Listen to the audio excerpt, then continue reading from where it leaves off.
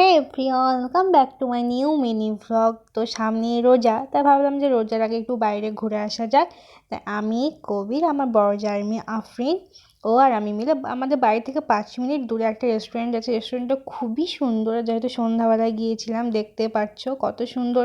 মানে ওরা লাইটিং দিয়ে ডেকোরেশন করেছে, খুবই সুন্দর। ওখানে একটা দোলনা ছিল, আমি আর আফরিন কিছুক্ষণ দোলনা খাচ্ছিলাম। আর আফরিনকে বলছিলাম, দেখো কাকুর দিকে তাকাও, হাই করো।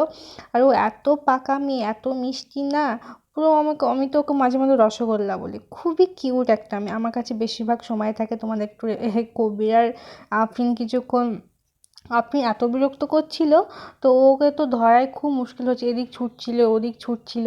তো আমরা এখানে অর্ডার করেছিলাম চিকেন তান্দুরি, স্যালাড, বেশি কিছু খাইনি, এই দুটো জিনিসই অর্ডার করেছিলাম।